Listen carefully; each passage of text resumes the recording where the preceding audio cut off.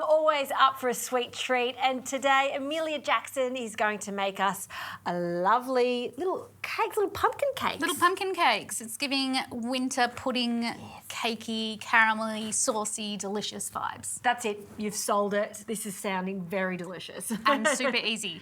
Okay. Best part. So usually we'd use pumpkin, but in the markets this morning, I found these squash. So I just changed it a little bit, if that's okay. Totally fine. You could use sweet potato. Yes. Parsnip. Yep. Anything that's in season. Any sort of root vegetable, beetroot would work really beautifully as well. So great. Very flexible recipe. And just what we've done with that squash is grated it and we've pan fried it with a little bit of butter and sugar just to caramelise it and bring out the sweetness. But you could also roast it, you could steam it, just need it cooked. Awesome. So I will get you mixing the wet ingredients together. So we've just got some eggs, some cream and the cooked squash. Okay. And then I'm just going to sift our dry ingredients, which is just some self-raising flour, some sugar and some cinnamon. Great.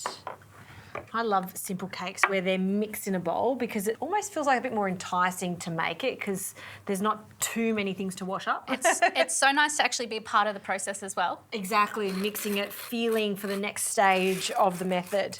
So that's about 250? About 250, right? yeah. Okay. And this is a recipe from your first book. You have 2 books. I do. love your first one and I can't wait for your second one to come out. Thank you. And Very excited. This one's particularly popular, isn't it? This has been a great book, First Cream to Butter and Sugar. It seems like everyone is loving it, which is very exciting. So hopefully everyone will love my second book too, which is all about cookies. Cookies? Cookies. Cookies. We I know. love cookies here. I know. I went down a bit of a cookie deep dive when I was writing my first book, and so I knew I just had to write a book all about cookies. Oh, I think that's going to be popular for sure.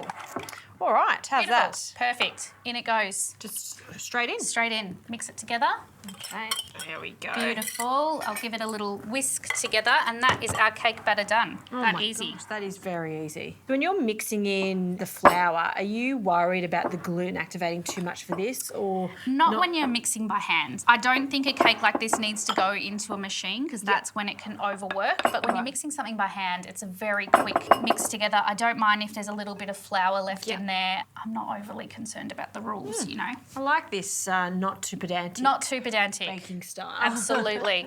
So we've just got little silicone muffin tins and I like to use them because they're just really easy to get out. Yeah. You can absolutely bake this as a whole cake. Okay. Which is a nice way to do it. Yes. But this is great for little individual serves. Cute little cakes. Having a little dinner party. Yeah. Or just filling the lunchbox with something Filling the like this. lunchbox. Beautiful. So I'm going to fill this up about 3/4 of the way full because they will rise. Okay, and how long are you baking these in the oven? Because they're so small, only about 10 minutes. Oh, yeah. Very quick.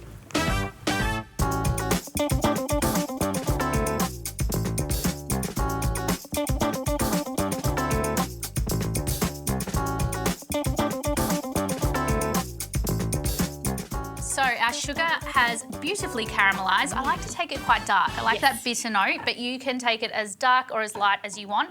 And then we just need to deglaze that with some cream and then a little bit of butter. Cream. Oh, how good is caramel? Yes. A little bit of butter. And so this is going to be, instead of a frosting, this is going to be the topping for our little cakes. Think about sticky date pudding, Yes. but we're doing pumpkin. So Brilliant. a beautiful warm little cake, molten caramel drizzled all over the top, and then you can serve it with whatever you like. A little bit of pumpkin seed, pepitas, just to go with the theme. Yeah, Delicious. why not? And that crunch. Crunchy. Yeah. Beautiful. Great idea. You could also go in with a pinch of salt. And a pinch of salt. And that's that. Okay, so we just give that a quick stir, and once that's combined nicely, thickened, we can just turn it off and wait for our little warm cakes to come out of the oven. Absolutely.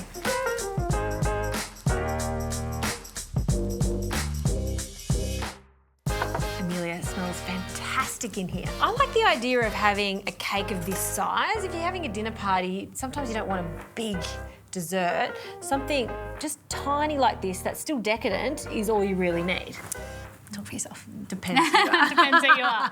Maybe you want to. Maybe you want 2, maybe you want 3. Exactly. We don't judge. So I just loosen it with a little knife to get him out, and look at that beautiful Oh, little great. cake still steaming. Yeah. And then we'll grab the caramel and we'll just go over the top with as much or as little as you like. This caramel is the perfect colour and consistency. Not too light, not too blonde. It's that lovely deep colour. Yeah. And then just to offset that caramel sweetness, I've got a little bit of crème fraîche.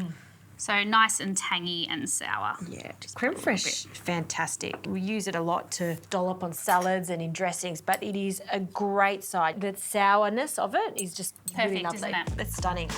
That is quite literally the fastest little dessert you can make at home. That looks so impressive, and I want a mixture of everything. Yeah, you need a lot of the caramel. Let's break into this little fluffy cake. Such an easy recipe, isn't it? So easy. It's got that sticky date pudding vibe, as you mentioned, but just much easier to put together. Amelia Jackson, she knows what she's doing. Because that is outstanding.